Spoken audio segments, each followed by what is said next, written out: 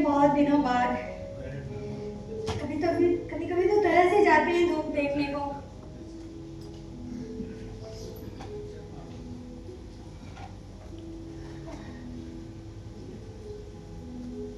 आप वैसे हैरान होंगे ना, इतना बड़ा पार्क, चारों तरफ खुली बेंचें, और मैं आपके पास ही क्यों बैठना चाहती हूँ।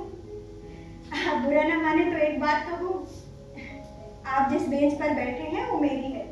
जी हाँ, मैं यहाँ रोज आकर बैठती हूँ। नहीं नहीं, आप गलत ना समझे, मेरा कोई नाम नहीं लिखा। अरे भला म्यूनसिपालिटियों की बेंचों पर नाम कैसा। लोग आते हैं, घड़ी दो घड़ी बैठते हैं, फिर चले जाते हैं। उनके जाने के बाद किसी को याद ही नहीं रहता कि फला दिन फला आदमी यहाँ आकर बैठा होगा। बेंच पहले की तरह ही खाली हो जाती है। जब कुछ देर बाद कोई नया आगंतुक आकर वहाँ बैठता है तो उसे पता ही नहीं होता कि उससे पहले वहाँ कौन बैठा था। कोई स्कूल की बच्ची, कोई बुढ़िया, या कोई नशे में धुत चिपसे बैठा होगा। जी नहीं जी, नाम तो वहीं के लिखे जाते हैं जहाँ आदमी टिक कर रहे। तभी तो लोग अपने अपने घरों के नाम रखते हैं या फिर कब्रों के। वैसे कब्रों का नाम भी ना रखा जाए तो कोई खास अंतर नहीं पड़ता ना। अब आप ही बताइए कि कोई जीता जागता इंसान जानबूझ करके किसी के कब्र में घुसना पसंद करेगा? मैं तो बिल्कुल नहीं जी, बिल्कुल नहीं। अरे आप उधर देख रहे हैं, घोड़ा गाड़ी की तरफ? नहीं नहीं, इसमें हैरानी की कोई बात नहीं है। अरे शादी ब्याह के मौके पर लोग अब भी घोड़ा गाड़ी का इस्तेमाल करते हैं।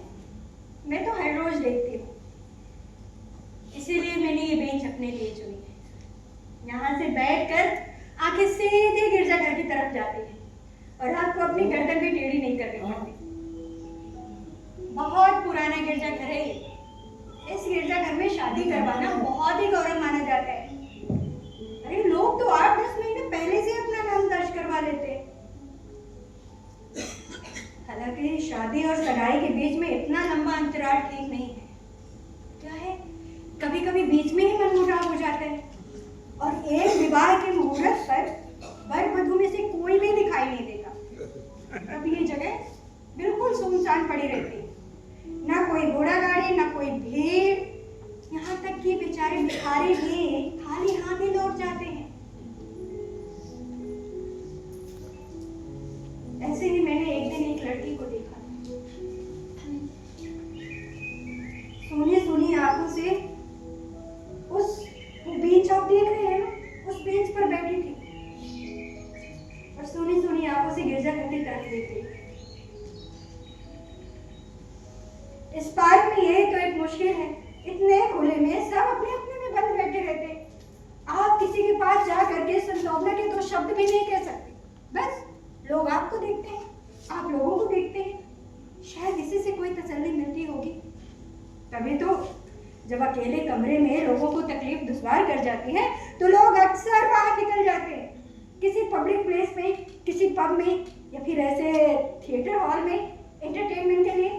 यहाँ आपको कोई तसल्ली दे या ना दे, बस आपका दुख एक तरफ से मुड़कर दूसरी तरफ करवट ले लेता है, उस कुली के समान की तरह। नहीं जी, इससे तकलीफ का बोझ कम नहीं होता है, बस थोड़ी सी राहत मिल जाती है। मैं तो ऐसे ही करती हूँ, सुबह से ही अपने कमरे से बाहर निकल आती हूँ।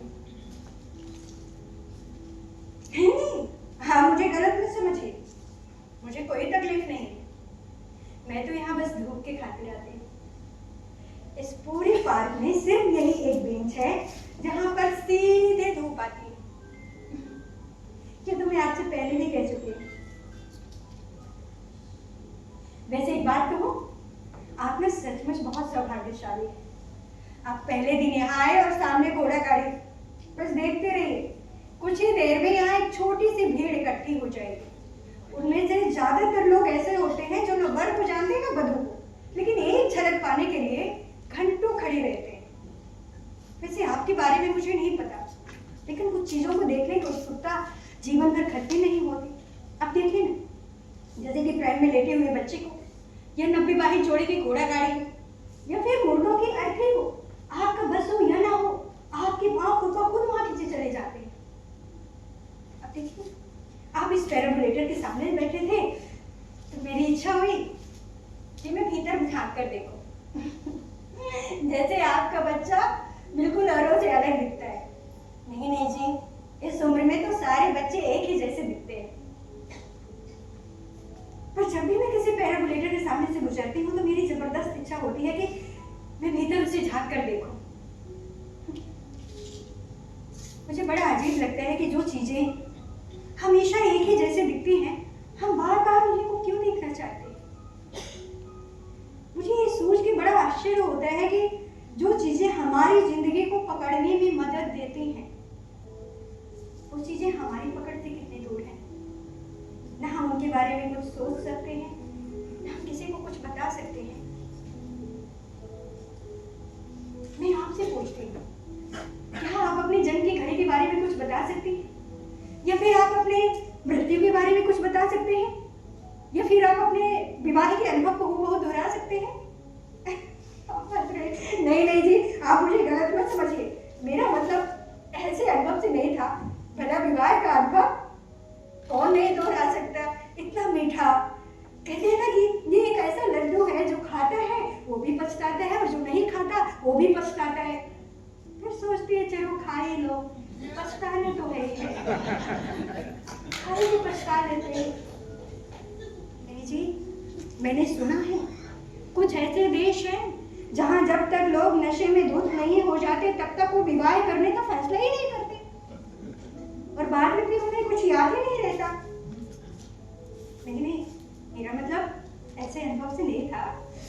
मेरा मतलब था, क्या आप उस क्षण को याद कर सकते हैं जब आप ये फैसला करते हैं कि अब आप अकेले न रहेंगे, किसी और के साथ रहेंगे जिंदगी भर के लिए? जी हाँ, क्या आप सही सही उस बिंदु पर उंगली रख करके बता सकते हैं जब आप ये फैसला करते हैं कि आप अपने के भीतर के अकेलेपन को थोड़ा सा सरक कर वहां किसी और को आने देते हैं हमेशा के लिए? देखिए, जैसे अभी इस बेंच पर आपने मुझे बैठने दिया और अब मैं आपसे ऐसे बातें कर रही हूँ, मैं आपको वर्षों से जानती हूँ।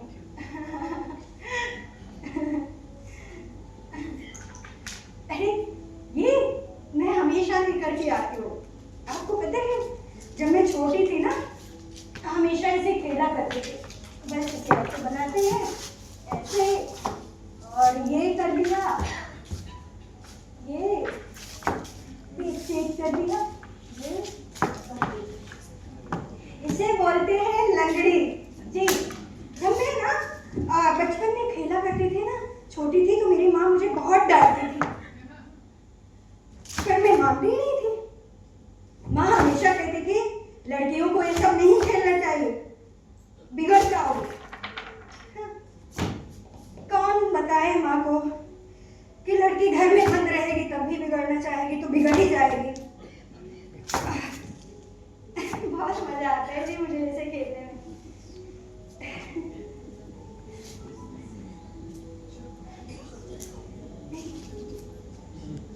देख रहे हैं आप, अभी तो 2-4 सिपाही भी आ गए। अरे इसी तरह से भीड़ इकट्ठी होती गई ना तो आने जाने का रास्ता भी रुक जाएगा। आज तो खैर धूप निकली है, लोग तो ठंड में भी ठिठुरते हुए खड़े रहते हैं। मैं तो हमेशा देखती हूँ, कभी कभी मुझे देखकर बड़ी हैरानी होती है। आज से 15 साल पहले जो लोग यहाँ पर इकट्ठा हुए थे, ऐसा लगता है वही हैं, वही घोड़ा गाड़ी, वही इधर उधर चलते हुए सिपाही। ऐसा लगता है जैसे कुछ भी नहीं बदला। जी हाँ, मेरा विवाह भी इसी गिरजाघर में हुआ था, करीब मुद्दत पहले के बाद। तब ये जो आप सड़क देख रहे हैं ना, ये इतनी चौड़ी नहीं हुआ करती कि हमारी घोड़ा गाड़ी सीधे गिरजाघर के दरवाजे पर आकर रुके, तो हमें उस गली के पीछे रोक देना पड़ा था। और मैं अपने पिताजी के साथ पैदल चल कर के आई थी वहां तक। दोनों तरफ लोग खड़े थे, भीड़ इकट्ठा थे, और मेरा दिल धक धक कर रहा था कि कहीं मेरा सबके सामने पैर न फिसल पड़े। पता नहीं हम लोग कहाँ होंगे जो उस रोज मुझे खड़े देख रहे थे। आप बताइए, क्या उनमें से कोई मुझे देखे लगा तो आज पहचान सकेगा कि ये बेंच पर बैठी हुई अकेली औरत वही लड़की है जो आज से 15 साल पहले सफेद पोशाक में अपने पिताजी के साथ आ रही थी? पहचान सकेगा? आदमियों के बारे में तो मुझे नहीं पता, पर मुझे लगता है कि मुझे घोड़ा जरूर पहचान लेगा जो उस रोज हमें यहाँ तक खींच कर लाया था। मैं घोड़ों को देख करके हमेशा हैरान रह जाती हूँ। कभी आपने उनकी आंखों में झांक कर देखा है? ऐसा लगता है कि जैसे वो किसी बहुत ही आत्मीय चीज से अलग हो गए हैं, लेकिन अभी तक वो सरगाव के आदी नहीं हो सके। किसी चीज के आदी ना हो पाना, उससे बड़ा दुर्भाग्य कोई हो ही नहीं सकता। जी हाँ, या तो वो घोड़ों की तरह उदास रहते हैं या फिर मेरी तरह धूप के टुकड़े की खोज में इस बेंच से उस बेंच के चक्कर लगाते रहते हैं। क्या कहा आपने?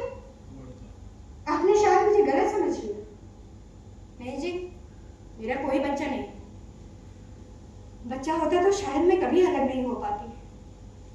आपने अक्सर देखा होगा कि पति और पत्नी के बीच में प्रेम ना भी हो तब भी वो अपने बच्चे के खातिर एक दूसरे के साथ जुड़े रहते हैं, पर मेरे साथ कभी कोई ऐसी रुकावट नहीं रही।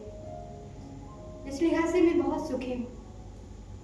हाँ, अगर सुख का मतलब है कि हम अपने अकेलेपन को खुद चुन सके, लेकिन चुनना एक बात होती है और उसके आदी हो सकना बिल्कुल दूसरी बात।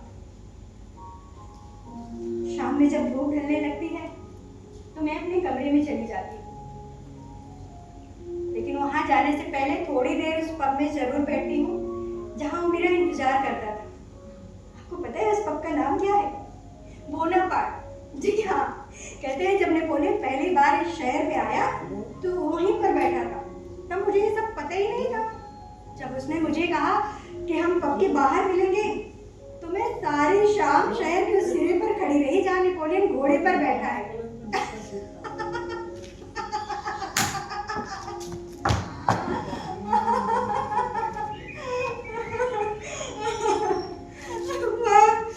जब भी मैं सोचती हूँ मुझे इतनी हंसी आती है।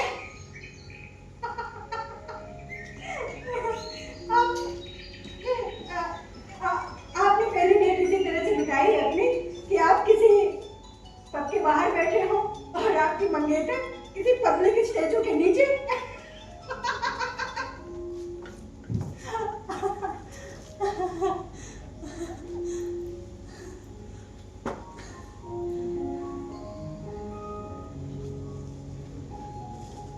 बाद में जो उसका शौक था वो हमारी आदत बन गई। हम अक्सर किसी ऐसी जगह घूमने निकल जाया करते थे जहां मैंने उससे मिलने से पहले अपना बचपन गुजारा था, या फिर उस जगह पर जहां वो मुझसे मिलने से पहले बैठा करता था। बड़ी अजीब बात है, जब हम किसी को बहुत चाहने लगते हैं तो न केवल उसके वर्तमान में रहना चाहते हैं बल्कि उसके अतीत को भी निकल जाना चाहते हैं। जब वो व्यक्ति हमारे साथ नहीं होता तो हम इतने ईर्ष्यालु हो जाते हैं, इतने लालची हो जाते हैं कि हमें ये सोचना भी असहनीय लगने लगता है कि कभी ऐसा समय रहा होगा जब वो किसी और से प्यार करता रहा होगा, किसी और के साथ उठता होगा, बैठता होगा, खाता पीता होगा, सोता होगा, प्रेम करता होगा। नहीं जी, हम इतने ईर्ष्यालु हो जाते हैं, हम इस तरह से उसकी आदत में घुल मिल जाते हैं कि हम किसी वो ताश के पत्तों की तरह आपस में इस तरह से घुल मिल जाते हैं कि आप किसी एक पत्ते को उठाकर ये नहीं कह सकते हैं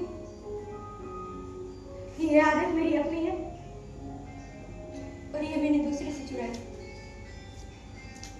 इसीलिए मैं कहती हूँ मरने से पहले हम में से हर एक को एक मौका जरूर मिलना चाहिए कि हम अपनी चीड़ फाड़ खुद कर सके, अपने अतीत के तहों को प्याज के छिलके की तरह एक एक करके उतारते जाएं और आपको बड़ी हैरानी होगी, बड़ी हैरानी होगी।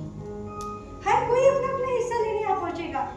माँ बाप, बहन भाई, दोस्त, पति, रिश्तेदार, सारे छिलके दूसरे के। आखिरी की सूखी हुई डंडल आपके हाथ में रह जाएगी जो किसी काम की नहीं है, जिसे या तो मरने के बाद मिट्टी में दबा दिया जाता है या आग में जला दिया जाता है।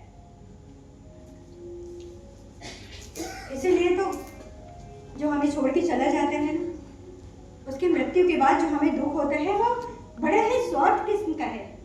हमें ऐसा लगता है कि हमारा एक हिस्सा हमेशा के लिए उसके साथ चला गया। हम इंसान भी ना बहुत ही स्वार्थी है जी, बहुत ही स्वार्थी हैं, बहुत स्वार्थी हैं जी।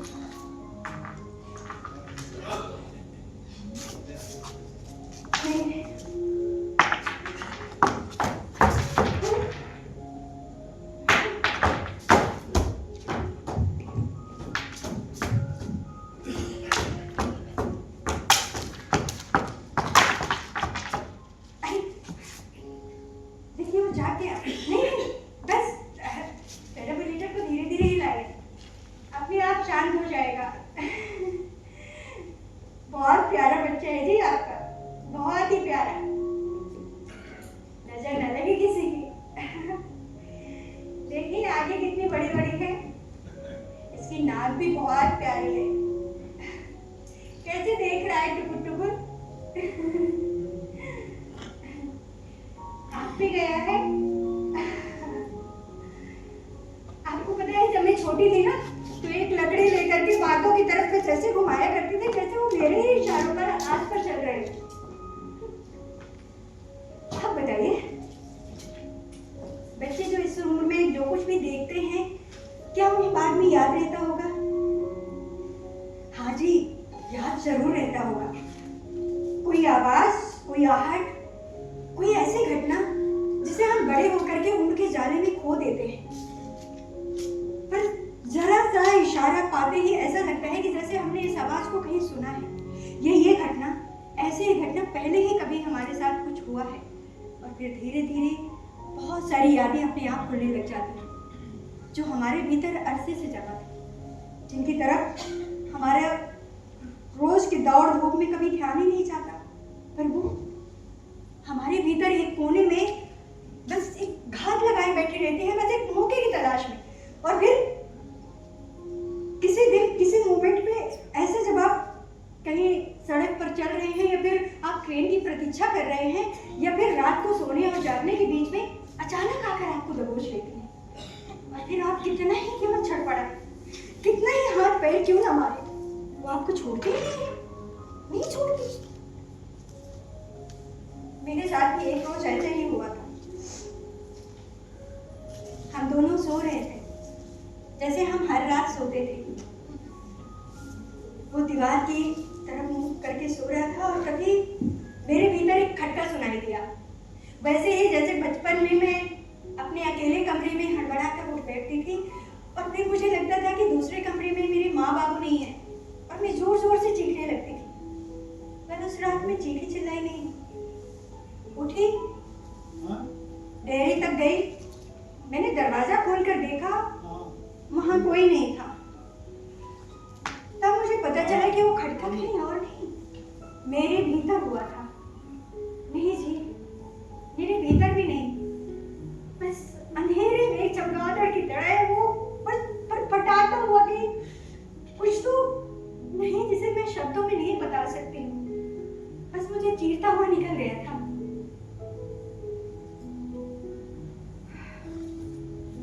मैं वापस गई और उसके पलंग के पास बैठ गई जहां वो सो रहा था।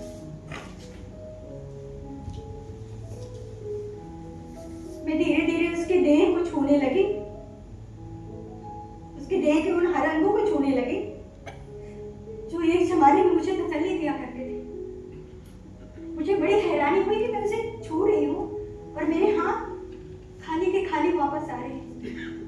बरसों पहले की गूंज जो उसके अंगों से निकलकर मेरी आत्मा में बस जाती थी, अब वो कहीं नहीं थी, कहीं नहीं थी। कुछ और ही निशान थे जिन्हें मैंने कभी नहीं देखा था। मैं उसे ऐसे टटोल रही थी जैसे लोग पुराने खंडहरों पर अपने नाम ढूंढते हैं जो उन्होंने दीवारों में मुद्दत पहले लिखे थे, पर मेरा वहां कोई नाम नहीं था, कोई नाम नहीं था। कुछ और ही निशान थे, पता नहीं, जिन्हें मैंने कभी नहीं देखा था। मैं रात भर उसके सिरहने बैठी रही और मेरे हाथ मुर्दा होकर के उसके देह पर पड़े रहे, और तब मुझे ये भनक सा लगा कि हम दोनों के बीच में एक खालीपन सा आ गया है। खालीपन जिसे मैं किसी से नहीं कह सकती। जी हाँ, अपने वकील से भी नहीं। वो कहते तुम सठिया गई हो। कैसा खालीपन? तुम्हारा पति तुम्हें गाली गलौज करता है, तुम्हें मारता पीटता है, क्या वो किसी और औरत के साथ जाता है? जी हाँ, उन्होंने तो प्रश्नों की छड़ी ही लगा दी और मैं थी कि बस इडियट की तरह उनका मुंह ताक रही थी। तब मुझे पहली बार पता चला अलग होना भी इतना आसान नहीं है। आपको कोर्ट कचहरी करना पड़ता है। नहीं जी, वकीलों को पैसा खिलाओ, सालों लग जाते हैं इसके लिए भी। ना शादी आसान है, अलग होना हो तो वो भी आसान नहीं। उसके बाद मैं अपने मोहल्ले को छोड़ करके इस इलाके में आ गई। यहाँ मुझे कोई नहीं जानता। यहाँ मुझे कोई देख करके ये नहीं कहता है कि देखो ये वो औरत है, अरे जो 8 सालों तक अपने पति के साथ रही फिर उसे छोड़ दिया। पहले जब कोई इस तरह की बातें करता था ना तो मैं बीच सड़क पर खड़ी हो जाती थी और मेरी इच्छा होती थी कि मैं सबको पकड़ करके शुरू से लेकर आखिर तक सब कुछ बताऊं।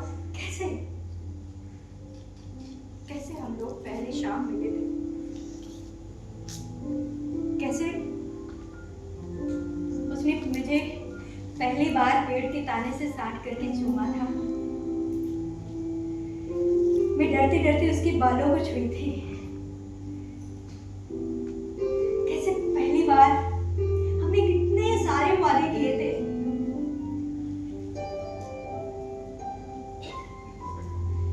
हमेशा साथ रहने के, कभी अलग नहीं होने के, साथ जीने के, साथ मरने के, बस 2 दिल एक जान। वो सब कुछ, मुझे लगता है कि जब तक मैं वो सब कुछ नहीं बता दूंगी, मैं उस रात के बारे में कुछ भी नहीं बता पाऊंगी जब पहली बार मेरे भीतर ये खटका हुआ और मेरी इच्छा हुई कि मैं भाग करके दूसरे कमरे में चली जाऊं जहां मेरे माँ बापू सोते। पर वो कमरा खाली था, वहां कोई नहीं था, कोई नहीं था वहां। मैंने सुना था कि जब आप बहुत बड़े हो जाते हैं ना और फिर अगर आधी रात को आप डर करके उठ के बैठ जाएं और फिर कितना ही क्यों ना चीखे चिल्लाएं, दूसरे कमरे से कोई नहीं आता। कोई नहीं आता जी, कोई नहीं आता, कोई नहीं आता।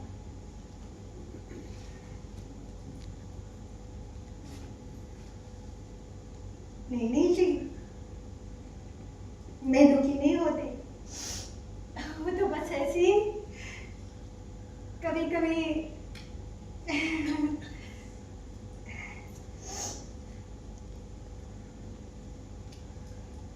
देखिए ना कैसे सो ही रहा है आपका बच्चा, आपको बिल्कुल तंग नहीं करता होगा। बहुत प्यारे लगते हैं मुझे बच्चे, बहुत प्यारे लगते हैं। आप सुन रहे हैं वहां ऑर्गन में संगीत की आवाज? जी हाँ, उन लोगों ने दरवाजा खोल दिया है। बस इस आवाज को सुनते ही मैं समझ जाती हूँ कि उन लोगों ने एक दूसरे को अंगूठी पहनाई है, एक दूसरे को चूमा है। जी हाँ, आप जाना चाहते हैं देखने? जाइए, मैं यहाँ बैठी हूँ आपकी बच्ची को देखती रहूंगी।